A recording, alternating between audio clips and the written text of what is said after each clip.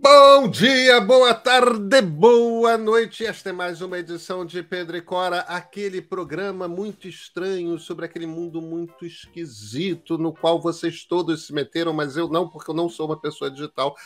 Bem, talvez seja. Pedro e Cora, pois é, o seu programa que está sempre toda terça-feira, toda quinta-feira no YouTube.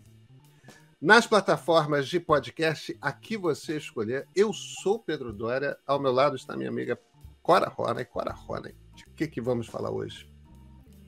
Nós vamos falar do êxodo dos escritórios, como os escritórios estão vazios. Olha, e está começando pelo Vale do Silício, tá? Tá todo mundo se espalhando pelo mundo. Vem com a gente.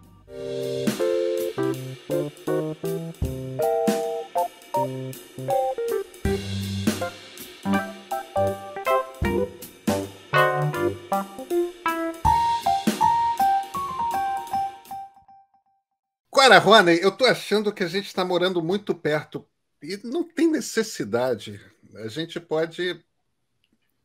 O mundo é tão grande, tão vasto, Cora. Você não acha? Pois é. Olha, nós dois, aqui no Rio de Janeiro, você podia estar no Havaí, Ah, eu bem queria, Clara. Eu bem né? queria, não vou te enganar, não. Eu topo. E para você? E você? Você vai para onde? Eu podia estar na Índia. Ah, Ou pronto. A gente continuava fazendo. eu podia estar em Luang Prabang, mas, aliás, eu não podia estar em Luang Prabang porque a conexão em Luang Prabang não é legal. Aí é que tá, Clara. O truque é esse. Porque a gente tem que ir para muito longe um do outro, mas tem que continuar trabalhando junto.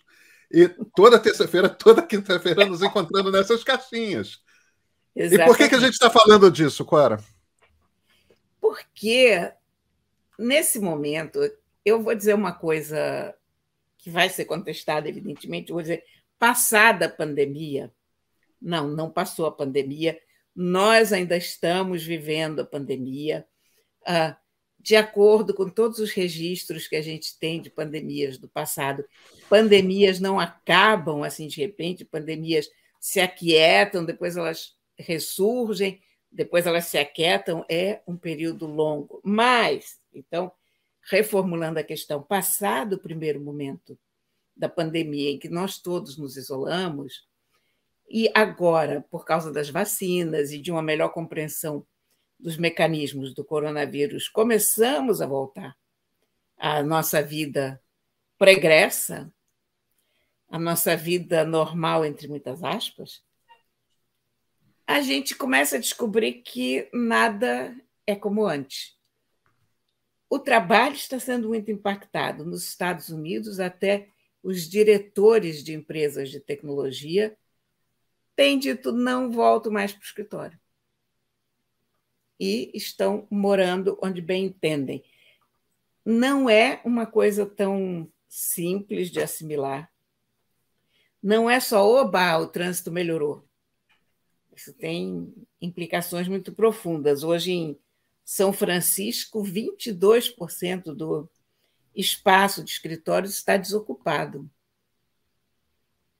E eu até entendo isso, porque São Francisco é uma cidade que virou muito problemática e difícil nos últimos tempos, uma cidade que não soube se administrar, teve um problema de aluguéis caríssimos, afastou todas as pessoas, depois teve uma política de.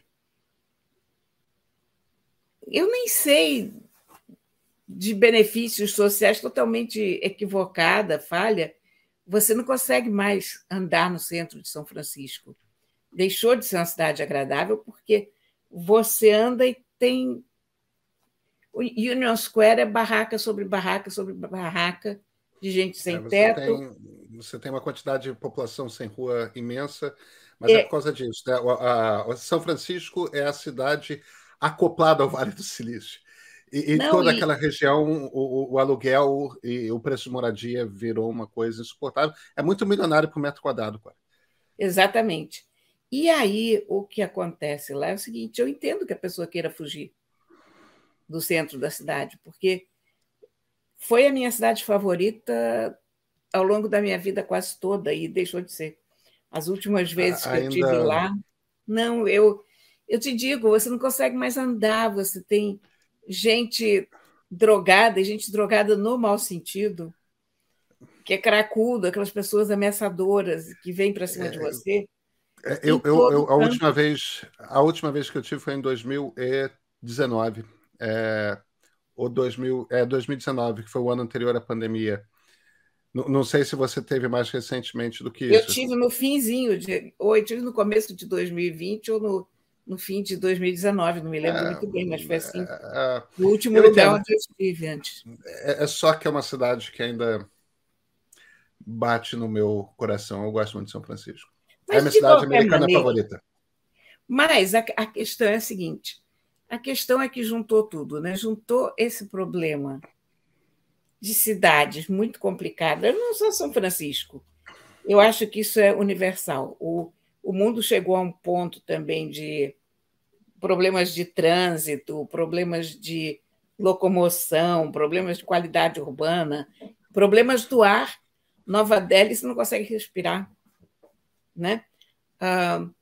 E mais do que a pandemia, a quarentena fez a gente perceber que, olha, tem que meter um pé no freio nisso aí. A gente tem outras formas de viver. E eu acho que agora nós estamos começando a entrar nessa nova era, porque ninguém está mais afastado dos escritórios por causa da pandemia. Nesse momento, as pessoas estão afastadas porque chegaram à conclusão que a vida afastada do escritório é melhor, ou que a vida não indo ao escritório todo dia é melhor. Que é possível, sim, você trabalhar numa empresa, mas poder levar teu filho ao médico, se ele precisar ir ao médico de tarde. Ou quer saber uma coisa inteiramente revolucionária? É perfeitamente possível você sentar ali fora durante o pôr do sol e tomar uma taça de vinho olhando para o pôr do sol e depois compensar esse horário que você tirou mais tarde, quando não tem sol, quando o sol já se pôs, trabalhando mais um pouco. Então, eu acho que a gente se deu conta que o trabalho, como era, não tinha mais para onde ir. E a gente está começando a dar os primeiros passos nesse novo mundo. Mas tem problemas, porque quando você esvazia uma cidade, a gente sabe disso, né? Porque a gente tem o centro do Rio. E o centro do Rio nem precisou de pandemia para começar a passar por esse problema, porque o centro do Rio tem um problema muito sério, que é a coisa de só ter escritórios. Então, é um lugar que morre às 6 horas da tarde. Então, há alguns anos já se tem essa consciência aqui na cidade de que é preciso misturar a moradia com lugar de trabalho, que é preciso fazer uma coisa mista, porque senão você não consegue administrar a situação. Mas o que está acontecendo agora é que isso está gerando problemas também, porque é muito fácil a gente de tecnologia trabalhar longe. Nós podemos fazer o nosso programa Você no Havaí, e eu lá, não em Luang Prabang, mas digamos em Nova Delhi, ou em Jaipur, né? Ah, que lindo que seria estar em Jaipur. Mas nós podemos fazer isso. Mas as pessoas que varrem o escritório, as pessoas que vendem o almoço para o povo que frequenta o escritório, as pessoas que varrem a rua, as pessoas que são os camelozinhos ali em volta do escritório, essas pessoas não podem. Então, mais uma vez, está sobrando para o lado mais fraco da corda, né? Tá. Eu acho que vale a pena, Cora, a gente fazer a lista aqui, a Bloomberg, para ilustrar mesmo para as pessoas do que você está descrevendo. O Nick Clegg, é um velho político inglês que ao deixar o governo britânico se mudou para a Califórnia e ele é o diretor de Global Policy da Meta, né, do antigo Facebook. Em essência, ele é o sujeito que é responsável pelas relações da Meta com governos. O Alex Schultz, que é o head de marketing, né? O diretor de marketing da Meta, ele também está se mudando para Londres, como o Nick Clegg, como o Adam Mosseri, que é o CEO do Instagram. O Mark Zuckerberg. Mark Zuckerberg não foi para Londres. O Mark Zuckerberg foi ser meu vizinho lá no Havaí. A diferença é que no caso dele é verdade. O Guy Rosen, que é o principal chefe de segurança de sistemas da Meta, está morando em Israel. Quer dizer, a Meta, de fato, se tornou uma empresa em que o alto comando vive em fusos horários absolutamente diferentes. Evidentemente, a gente está falando de pessoas que ganham salários tão espetaculares que eles, de fato, podem escolher em que cidade do mundo eu vou morar. E tanto faz. Para a gente ganhando em real e sendo jornalista não é tão fácil assim, né, Cora? Não. Mas o Twitter também está nessa. O Twitter tem 38 escritórios pelo mundo inteiro e estão reduzindo isso barbaramente. E várias outras empresas estão indo pelo mesmo caminho, especialmente as empresas de tecnologia, porque nas empresas de tecnologia, de fato, você não precisa estar no mesmo ambiente. Então, cada vez mais as funções nas quais a sua ferramenta é o seu cérebro e o resultado do seu trabalho é algo que aparece numa tela. Se a gente pode resumir isso, se o seu trabalho é feito com o cérebro e o resultado do seu trabalho aparece numa tela, porque, claro, por enquanto, um médico, que ainda é um grande neurocirurgião, a principal ferramenta de trabalho dele é o cérebro, mas o resultado do trabalho dele é um corpo que tem que estar ali na frente. O neurocirurgião, aliás, o cérebro é o do outro, hein? A principal ferramenta. Bom, dois cérebros, o principal, né? material. O dele e o do paciente. Mas sim, por isso que eu estou fazendo essa coisa. O resultado do trabalho é uma coisa que aparece numa tela. Mas se o seu trabalho é esse, e Cora, não é só jornalista ou gente de tecnologia, designers. O diretor de arte do meio mora em Portugal, Tony de Marco, né? O nosso diretor de marketing mora na Holanda. O nosso diretor de tecnologia mora no Canadá. Isso no meio. Né? Nós temos 3 diretores das áreas não jornalísticas. Nossos jornalistas estão espalhados em todo o Brasil. E a gente vai de Curitiba a Brasília, passando por Rio e São Paulo, evidentemente. Tal. Quer dizer, por quê? Porque o trabalho aparece numa tela. Aí, de fato, não faz diferença. A questão é só... tem os horários em que as reuniões são possíveis, né? Para um grupo de manhã é ruim, para outro grupo de tarde é ruim. Quer dizer, você vai adaptando. Mas até isso, a gente usa um sistema de comunicação chamado Slack, que é tipo um WhatsApp orientado para negócios, em que você tem vários grupos e tudo mais. Hoje a gente estava tendo uma conversa em que um dos executivos estava falando justamente isso, que ele tinha trabalhado numa outra empresa que tinha um bot, porque o Slack você pode programar robozinhos. Tinha um bot que ficava olhando as agendas das pessoas e encontrando os horários em que as conversas eram possíveis e compatíveis. Muito bom. Então você começa a ter realmente ferramentas, e a gente estava explorando justamente a possibilidade de fazermos coisas semelhantes.